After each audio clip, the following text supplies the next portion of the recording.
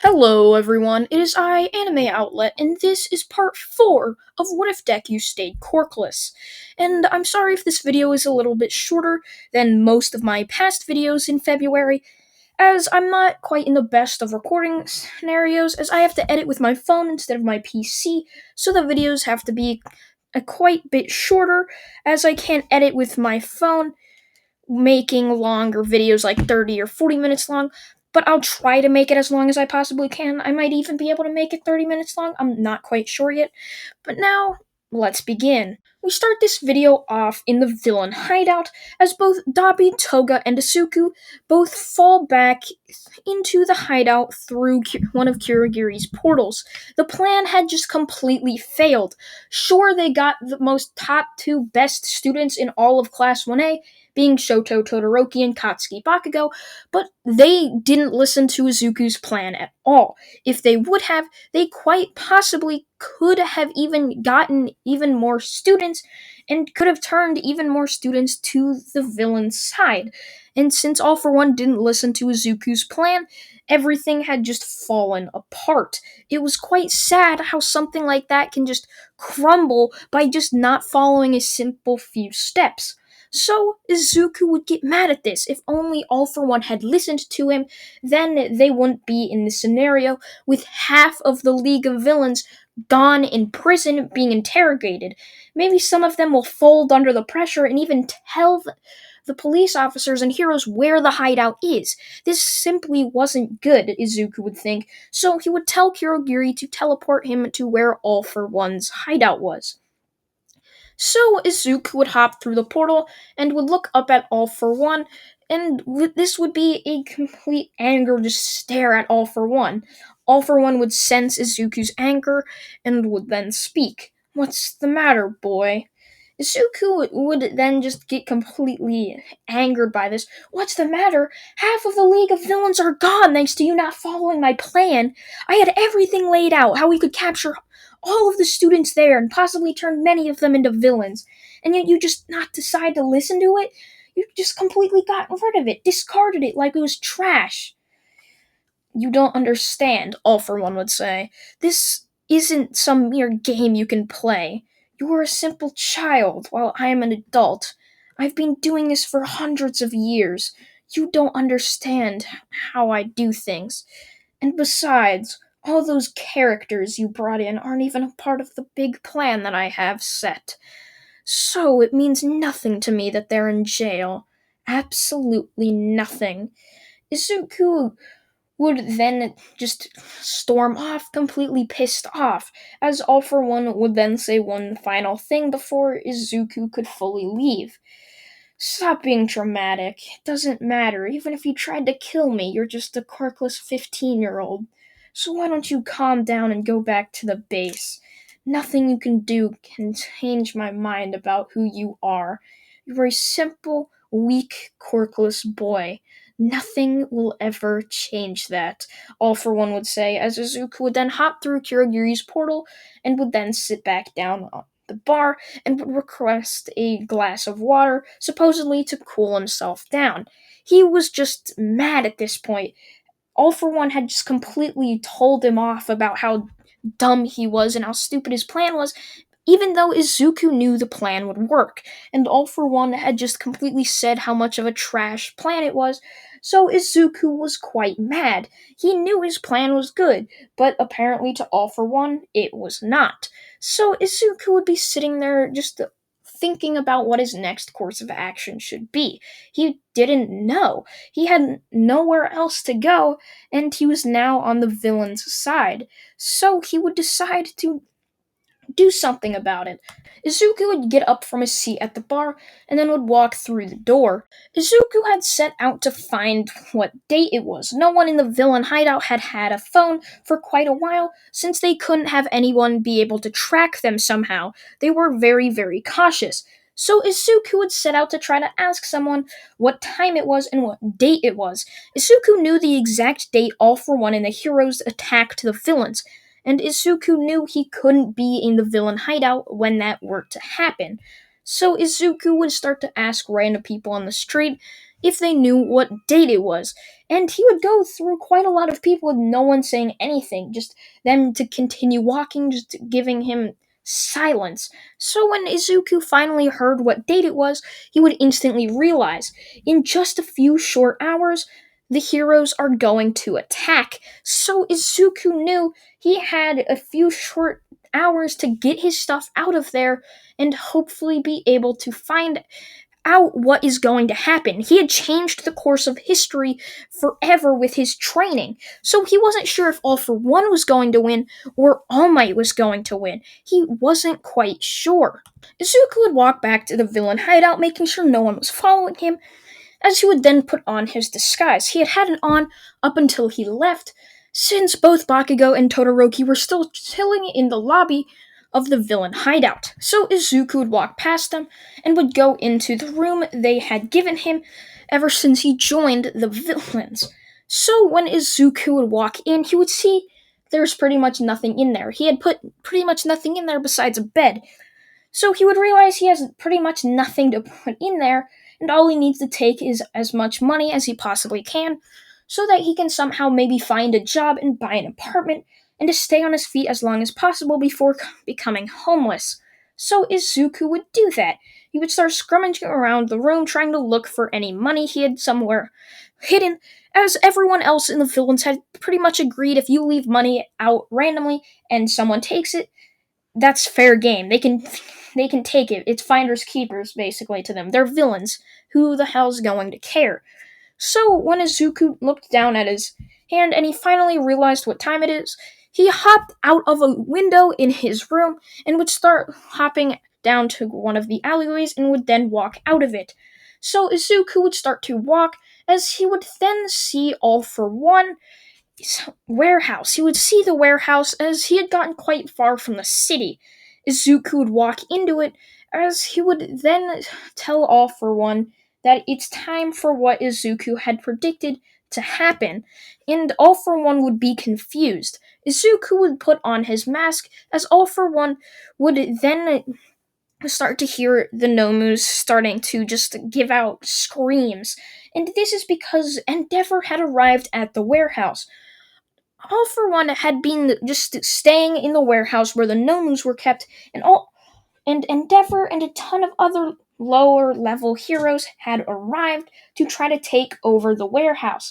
This is where Momo's just tracking device had tracked the Nomu to, but it would also find part of the Nomu was just taken to this other location in the middle of the city. This, of course, would be the bar slash villain hangout. So, when this would happen, All for One would be completely confused and then would realize what was happening. Izuku's prediction had come true, even though it wasn't really a prediction. All for One would make this weird grayish goo thing as Izuku would put on his disguise, which this grayish goo would be a portal. Izuku would hop through it, and so would All for One, as they would then appear at the bar where the villain just hideout was, and All for One would see Kimono. It's not Kimono, I think it's Kamui Woods. I can't pronounce it at all. But the Woods hero had captured all of the people left in the bar, which would be Kurogiri, Dabi, and Toga, and Shigaraki. Those four people were captured, the four people he actually cared that were in the League of Villains. So he would end up pushing him back using one of his quirks, as All Might would then arrive, not All for One. So All Might would then arrive, and All for One and All Might's fight would then begin.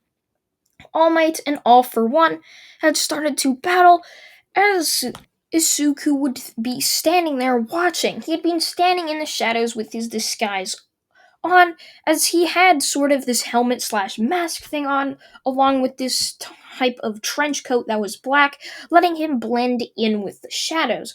So Izuku would be watching the All Might and All for One fight very, very closely, waiting for his time to strike. And once it did, Izuku knew that All for One would never step his feet outside of a prison again. Izuku would see All Might and All for One trading blows with their fists and legs. Continually, each punch would be met with another fist, and each leg would be met with either a hand blocking it or a foot trying to also attack. It was crazy how they were pretty much the exact same in everything. They were equal in power and in strength. This was up until All Might started to cough and would start to shrink down. His time with his quirk had started to end, as Izuku would then see that All Might was shrinking down into his skeleton form, as All for One would then start laughing. "It's over, All Might. You have lost. Just accept your defeat already, and maybe I'll spare your life." All Might would be struggling down on the floor, trying to get up, trying not to let the city down. But it was already too late. He had completely used up the quirk he could, and he was now just standing there with the embers of All for One. His quirk was pretty much almost gone completely out of him. He hadn't given his quirk to anybody yet, and he still hadn't. So Izuku would continue to run down throughout the alleyways, just waiting for something to happen, waiting for his moment to strike. He wasn't running, but he was just pacing, watching him. He was very conflicted whether he should jump and attack now or if he should just wait a tad bit more. This was up until he saw All for One about to go for the finishing blow on All Might. This is when Izuku would swoop in with his amazing speed and would appear right behind All for One, speaking right into his ear. I'd think about that, you know. All for One would completely be shocked. He had let his little guard down, and he didn't expect anybody else to be around. There was just complete miles of destruction. He didn't suspect anyone to be hiding in the alleys and just tons of debris.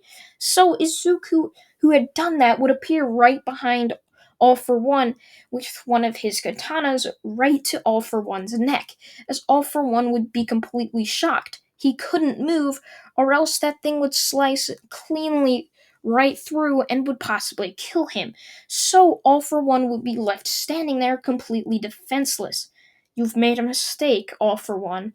By now, Izuku, using his insane speed, his costume or his just disguise was not suited for it. His mask had fallen off right when he jumped, so everyone could see who Izuku was. This quirkless kid that had won the sports festival and then just strangely disappeared. And now here he was, about to defeat Japan's biggest villain, and about to save All Might. Izuku knew if he were to kill All for One right here, he would be punished. He would go to jail, even though the backlash would be crazy by all of the citizens of Japan who had seen Izuku save All Might. So Izuku knew that wasn't an option, but he could go a different route.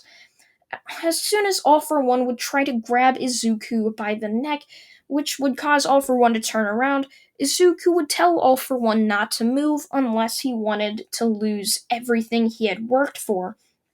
All for One would be confused by this until he suddenly started to fall. Izuku had cut cleanly through his legs from his thigh down, so both of All for One's legs would fall to the floor completely limp, as All for One would then let out a scream of pain and agony. His legs had both just been cut off, and in another sudden moment, Izuku struck once again.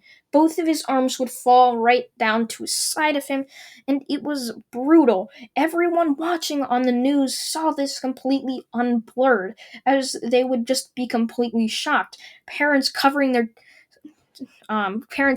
children's eyes. They just were confused. How could something so brutal and merciless just be shown on live television? Izuku would then point the end of his katana right at All for One's face, and it would be right in between his eyes and his nose, as Zuko would tell All for One to surrender unless he wanted to lose the very thing that was so precious to him: life. All for One had spent decades trying to find a way to be immortal, and it mostly had worked. He had been living for hundreds of years, but he'd also been aging and his body had become more weak than it could have in his prime. He was far past that, even though he could easily keep up with All Might. So Izuku would tell All for One just to give up, and All for One had to yield. He had to just surrender. He had nothing else to do. He had lost pretty much everything that he had. He could not move a muscle anymore. He was legit just a body and a head now. And with the breathing apparatus on his head, he couldn't really do anything. He would have to become sort of like Darth Vader if he ever wanted to walk or move his arms again. All of the quirks that he had with his hands are gone, including All for One. See, the All for One quirk would be used through his hand. However, All for One knew something about Izuku. All for One had a prediction quirk, and he knew Izuku would end up doing this to him. So, right before he had left to go back to the warehouse, he had visited the just villain base when Izuku had left to go find out what day and time it was. This is where All for One would have transferred all the quirk All for One into Shigaraki, keeping the All for One and One for All fight to continue. So Izuku would then look down at All Might as All Might would try to give Izuku all for or one for all. He was telling Izuku that the embers inside of him had already started to just lose its flame and were starting to just completely die out, and that if that were the case, All for One will continue to rise above. However, Izuku told All Might that he didn't need a weakness like One for All. This is when All Might would be completely confused. What do you mean a weakness? One for All is a quirk. It's something insanely powerful. It's probably one of the most powerful quirks in existence. What do you mean it's a weakness? Izuku would then look down at All Might and would smile. You know, All Might, I realized something when I was training. I trained my heart out, and that's when I realized the 20% who are quirkless aren't. They do have superpowers. However, quirks are merely just a weakness. They're not superpowers. It's just a genetic trait that pretty much everyone has. However, the 20% of quirkless people, they are the true ones with superpowers. There is something in your brain that causes you to have limits. This is something that all people with quirks have. It's something that keeps their body within its limits because they already have quirks. But since quirkless people don't have a quirk, the limit thing inside their brain, it's not there at all. The quirk holds a limit with your brain, holding that so your body can't go and overwork itself to become even stronger. However, with someone who's quirkless, this can be done. But all quirkless people have not discovered this. A chosen few have, such as me, who've decided to work themselves and actually try to become better. However, the quirkless people have been bullied all of their life for not having a superpower, have really just been bullied for nothing. And since they never tried to become heroes and train like they should have been, they never discovered what this was. And they just assumed anybody who's diagnosed as quirkless and trained and got stronger and almost as strong as me, they would just think they awoke in their quirk, when that's truly not the case. It's something much, much different. All Might would then look up at Izuku and would smile, knowing that Izuku knew if he took All Might's quirk, it wouldn't really be in good hands. Izuku already had a crazy enough power, and he didn't need that, especially because that could possibly make Izuku regress in this training that he had done.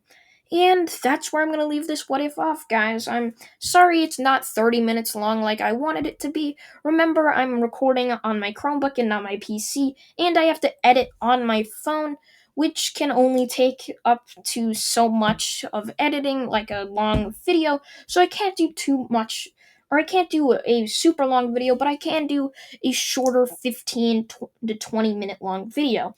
So I hope you guys did enjoy part 4 of What If Deku Stayed Quirkless. Remember, this is Anime Outlet. I thank you all for watching once again, and goodbye.